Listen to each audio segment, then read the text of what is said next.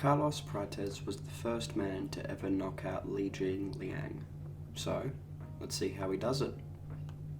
Prates, being primarily a Muay Thai fighter, comes out in, a very Muay Thai heavy stance, lifting the lead leg. He immediately starts committing to long inside low kicks as it's southpaw versus orthodox. The benefit of inside low kicks is if you do it hard, it blows out the leg and it essentially squares up your opponent more, making them quite a bit easier to hit. Now, Jingliang was also throwing a lot of low kicks, typically outside low kicks. Prates would often slide back out of the way, just get his hips out of the way, and then take back the space as Lee overswing. Very effective, just keeping the pressure on. Lee goes for his own inside leg kick, but Prates shuffles to his right, taking some of the steam off the leg kick and opening up a good angle as Lee retracts his kick. Prates lands a good left hand down the middle as Lee throws the counter. Prates is able to get outside foot position and just shoulder roll out of the way. One thing I like is when he moves his head, his feet follow him. That makes it, it reduces the impact if you do get hit while moving your head. If you have your base under you and you have your feet under you, you're much safer and you're in a much better position to take punishment.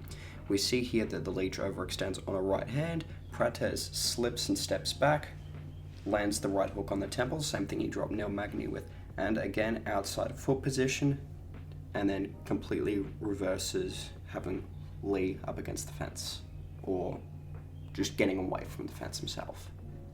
Lee, obviously having trouble getting his punches to Prates, starts trying to almost peekaboo his way into range. Prates just steps back, fade away, right straight.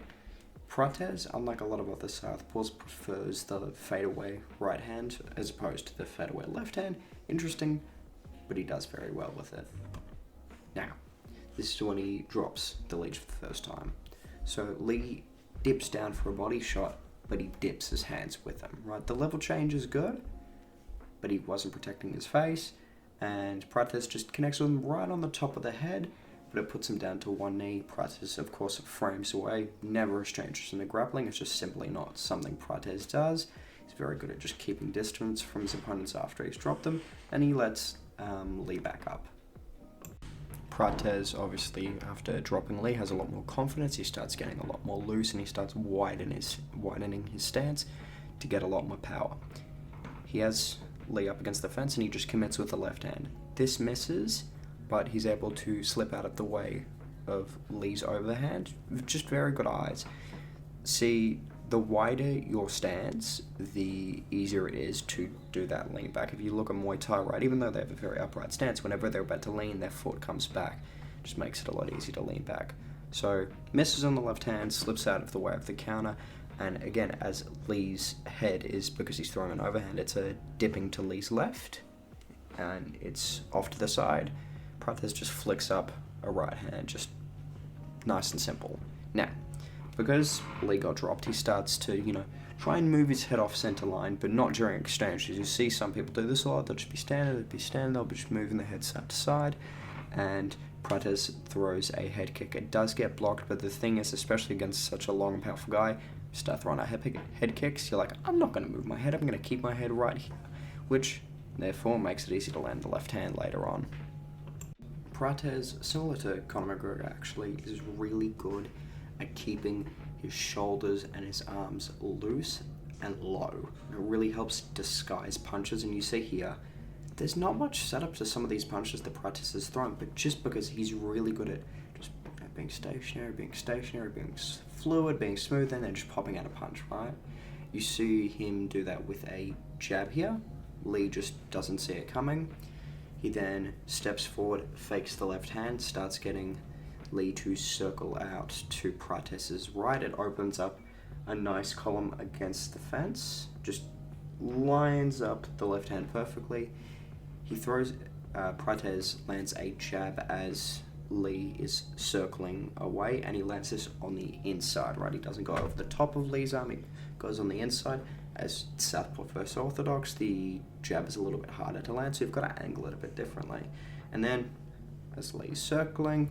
Just left hand straight down the center. That jab helps bait out the parry from Lee, and the left hand lands pretty nicely. Lee switched to southpaw a lot in this fight, presumably to open up different attacks, but the thing is, when you switch to a stance you're not typically, or you don't typically fight in, offensively you may be as good, but defensively you tend to be a bit lacking. So Lee throws a right hook. Prates again leans back out of the way, right jab. Lee starts backpedaling, which, is a good thing to do, but because Prates is just so incredibly long, lands the left hand as he's moving away. Lee then dips in for a body shot. Prates moves out of the way, he moves his body as well, pops that right jab again as Lee's head is lower down. He then slips out of the way of the left hook counter, moving his head, moving his shoulder, and getting outside foot position so he can pivot away. Perfect stuff. Prates again, keeping his shoulders loose, fluid, moving around his arms, just trying to disguise his punches. Lands a nice jab as Lee is going for a left hook. Right. Lee then starts moving his head side to side, trying to get his head off center line. Prates times it, jabs, long left hook as Lee essentially moves his head into the punch, drops him. Doesn't fully drop him, but as he springs up, Prates lands a nice jab, and Lee, obviously being rocked, starts trying to move his head. Prates again just throws up a nice head kick, just skips with the toes, but it's more to keep Lee upright. Prates obviously has Lee up against the fence, right? Lee starts circling into Prates' power. Prates literally just takes outside foot position, long left straight, drops Lee. Now, Lee actually has his hand up for this, but MMA gloves, right, doesn't do much, right? You just aim it differently, it'll still land. Drops Lee pretty badly. Now, right, they get back up. Prates jumps in for a knee and breaks away. Lee obviously trying to pummel through punches when Prates is close. Prates frames against the fence, and as Lee is pushing forward, just times a step back, left hook that lands pretty clean. Prates opens round 2 with going back to the Muay Thai stance, but he starts using a lot of knee stomps. So he lifts the leg, just light tap to the knee, not particularly damaging, but just halts people in their tracks. I talk about the knee stomp a lot and how it can be used. He then, as he's lifting his leg, just teep to the face. Not particularly damaging, but getting teeped in the face sucks, right? And then southpaws take note. He takes inside foot position and lands a jab as Lee's coming in. The inside foot position allows for the jab's angle to actually land. It just prevents the hands from clashing, and it just makes it a lot more effective.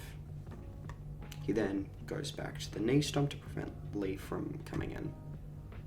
Lee goes for a leg kick, and Prates moves his hips out of the way, but this time he commits to countering the leg kick, just pumps out a left straight as Lee tries to frame away, and it lands nicely.